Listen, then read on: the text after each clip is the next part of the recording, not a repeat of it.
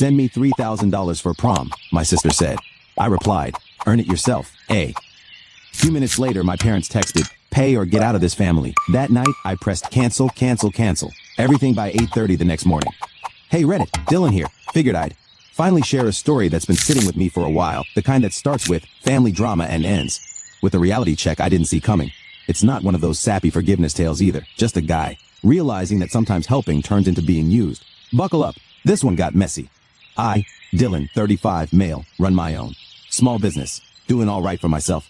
Nothing fancy, but I built it from the ground up. No handouts, no shortcuts, which is probably why what happened that morning pissed me off as much as it did.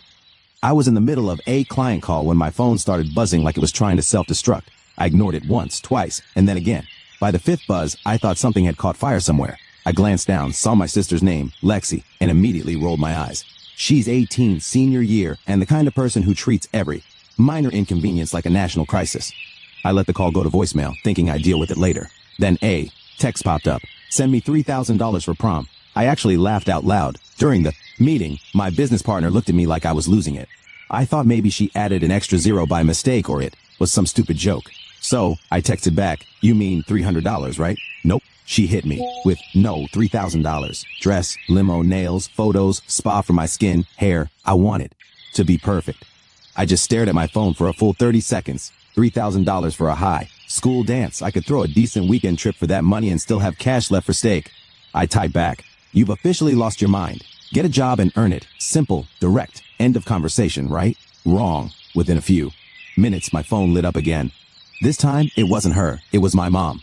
Your sister's worked so hard this year. Don't be selfish, help her. Then my dad, pay for her prom, Dylan. It's the right thing to do. The right thing to do. That phrase has been their favorite line since forever. It basically translates to, do what we say, no questions asked. I put the phone face down on the desk and stared at it like it had just insulted me. I'd helped my family plenty, more than I should have, honestly. Every time they said they were tight on bills or needed a little help, I wired money. No hesitation. But $3,000 for a prom, that wasn't help. That was entitlement with glitter on top. The rest of the day was a blur. I kept checking my phone between tasks, hoping someone would text back an apology or at least an ounce of common sense. Nothing, just silence. Around noon, I got a voicemail from my sister. I didn't even need to hit play. I knew exactly how it had sound. Whiny, guilt, trippy, dramatic. I still listened anyway because I'm a glutton for punishment. Her voice blasted through the speaker. You're so selfish, Dylan. It's just prom. Why can't you help me for once? For once, I nearly dropped the phone. For once, I've been paying their bills for years. I'm the one who helped after Dad stopped working. I deleted the voicemail halfway through. By 3, I was too irritated to focus. I closed my laptop and sat there replaying the whole thing in my head. My sister's tone, my parents' texts, all of it screamed one thing. They expected me to say yes, not hope, not asked, expected. That's what got under my skin the most. Somewhere along the line, helping turned into obligation. They didn't see me as family anymore. They saw me as an open wallet with Wi-Fi. I tried calling my mom just to clear the air. She answered on the second ring, voice already laced with attitude. Are you done ignoring your sister? She snapped. I took a breath. Mom, I'm not paying $3,000 for a high school dance. That's ridiculous. You can afford it, she shot back. You own your own business. It's not like you're struggling, and that doesn't mean I'm financing a circus. I said, she's 18. She can get a part-time job. You don't talk to your family like that, she hissed. We're struggling, Dylan. You have no idea what we've been through. Struggling? I said, half laughing. Then why does she need a designer dress in a limo? Silence. Then she hung up. Not a single we'll talk later. Just click. Then Dad followed up with, pay for your sister's prom or don't bother calling. Yourself part of this family. I just stared at the screen, stunned. That wasn't a request. That was a threat. The kind of thing you'd expect from some manipulative ex, not your own parents. I sat there trying to process the audacity of it after everything I've done for them. All the bills, the so-called emergencies, the times I covered their mistakes, and they still had the guts to throw family in my face like it was some kind of weapon. 5 minutes later, Dad texted again. You're supposed to help. Don't make this harder than it has to be. That one sat in my head for hours. Don't make this harder. Like I was the problem. Like me saying no was some betrayal of the family code. I sat there, staring at those messages, the word family bouncing around in my head like a bad echo. It didn't feel like love anymore. It felt like a transaction. For the first time, I started wondering if all my help over the years had just turned into their expectation. Looking back, I probably should have seen it coming. My family's been running on favoritism since my sister learned how to talk. She was the baby, the miracle child born years after me. The surprise, they treated like royalty. I was just the warm-up act. Everything I did was expected, but everything she did was special. That was the pattern. I worked hard. She got praised. I achieved things. She got celebrated. When I got my first full-time job, my parents said, "That's nice. Just don't forget to help us when we're older." When she got her first social media sponsorship for posting makeup videos, they said, "She's going places." It was always like that. Me grinding to prove I was capable. Her getting rewarded just for existing. And the older we got, the worse it got. When she turned 16, my parents surprised her with a used convertible. When I turned 16, I was mowing lawns to save her a second-hand laptop. My mom called it building character. Apparently, I was full of character by the time I hit adulthood. Then came Dad's stroke. I still remember the phone call. Mom's voice was trembling. He collapsed at work. They said it's mild, but he won't be able to go back full time. My gut twisted. No matter how messed up our dynamic was, he was still my dad. I drove straight to the hospital, stayed there for days, handling whatever needed. Handling. That's where things shifted.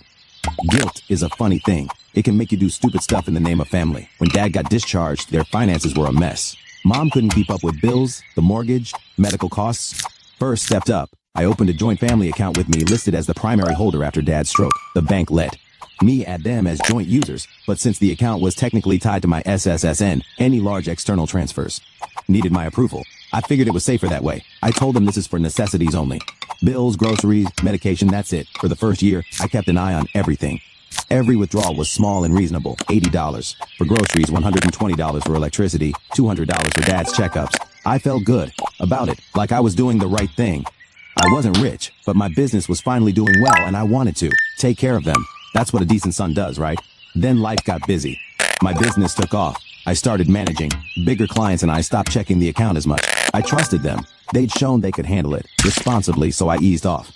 Big mistake. Slowly, things started to feel off. My sister began posting pictures online, expensive outfits, fancy brunches, weekend getaways with friends. I brushed it off at first. Maybe she had a job I didn't know about. Maybe my parents were giving her small allowances. But then Mom started calling more often, always with some vague story. We had another unexpected expense. "Honey, can you help us out this month?"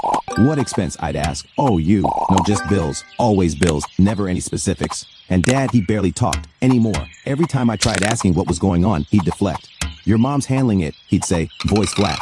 Or, "It's under control." I told myself not to overthink it. They'd been through enough. Dad couldn't work. Mom was, probably stressed. And my sister was young.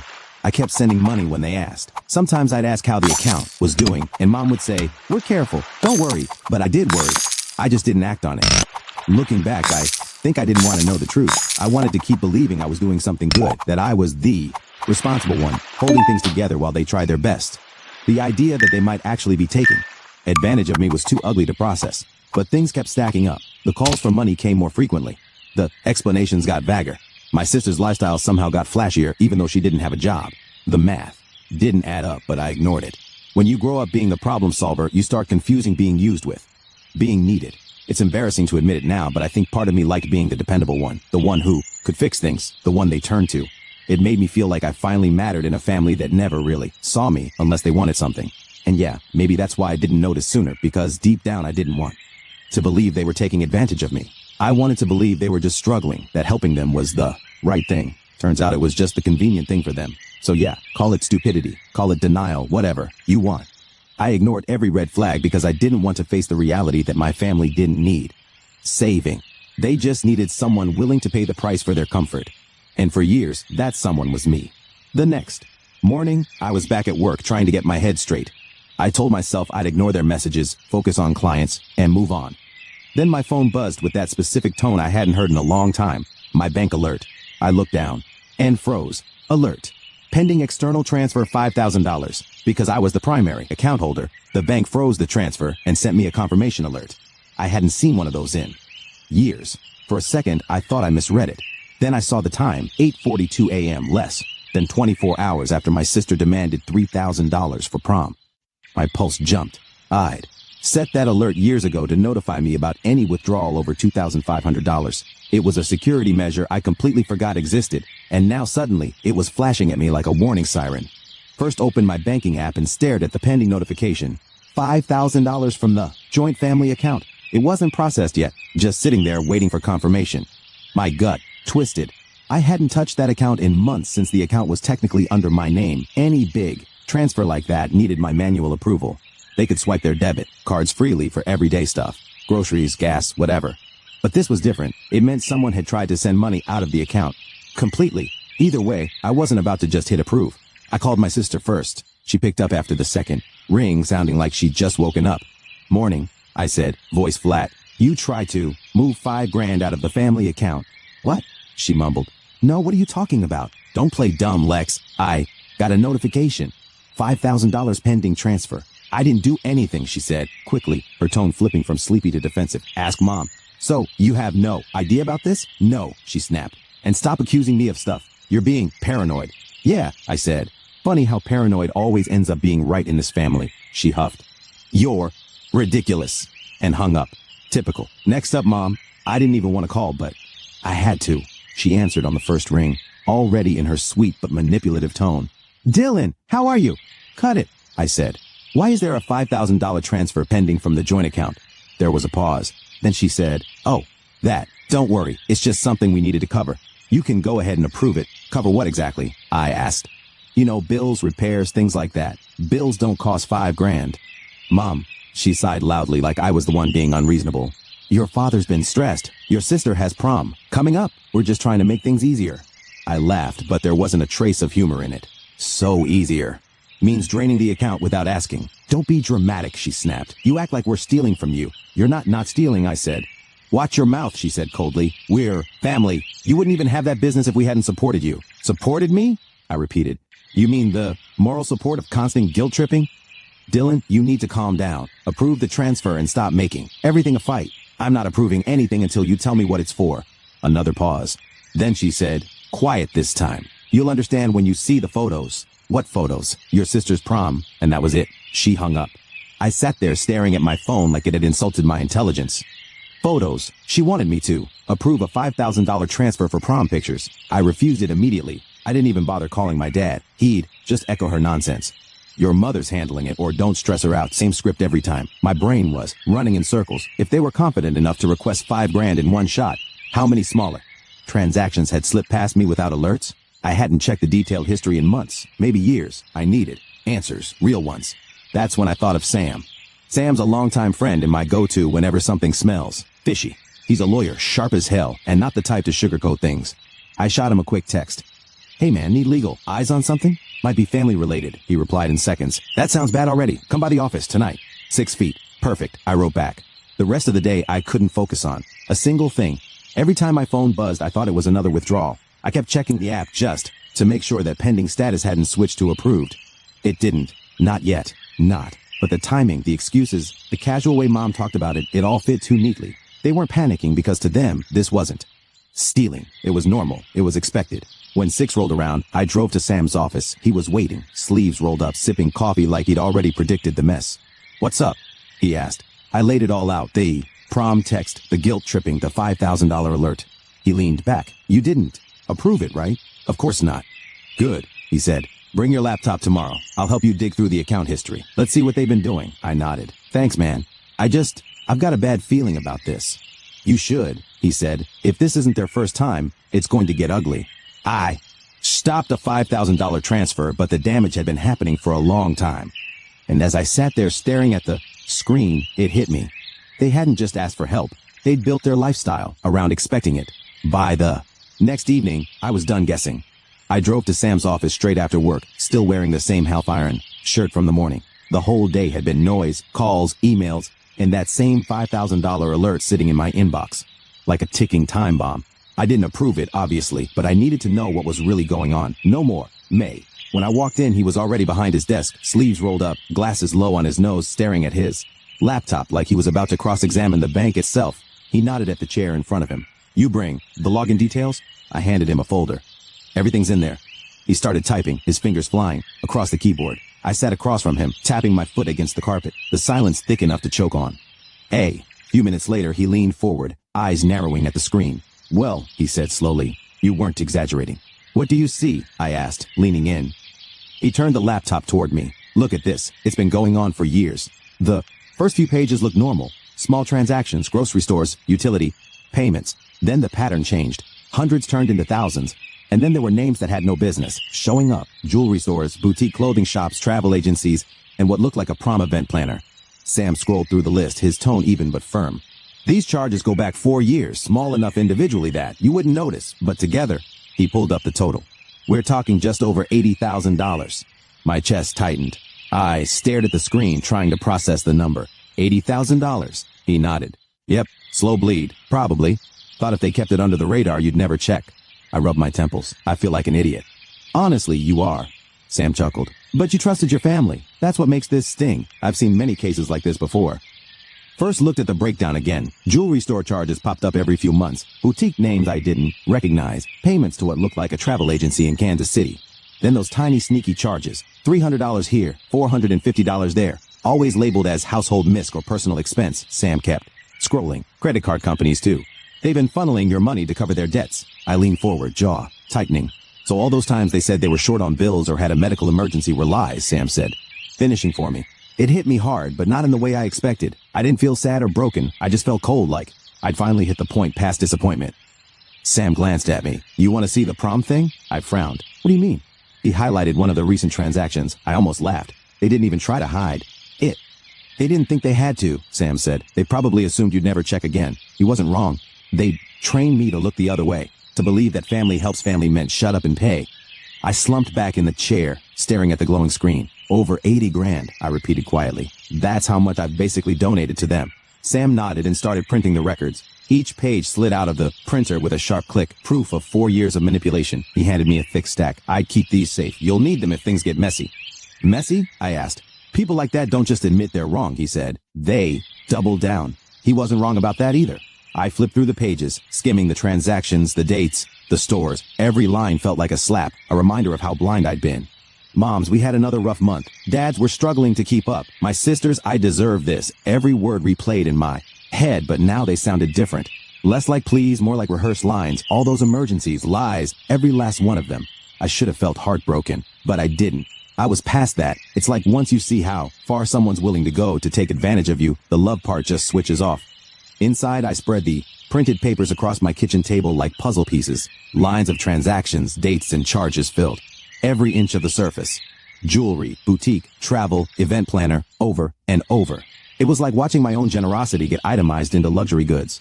I pulled out my phone and scrolled back through old text messages from my mom. We're short this month. Can you help with groceries? The car needs repairs. Every single message now had a $sign attached to it in my head.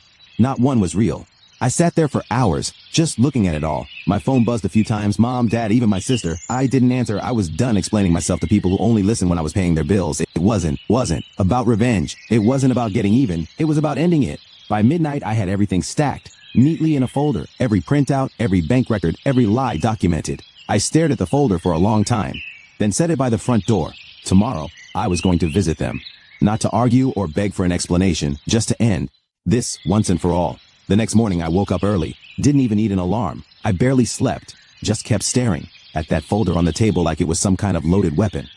By 7, I grabbed it, got in my truck, and started the drive to my parents' place. Their house sat in a quiet suburban neighborhood.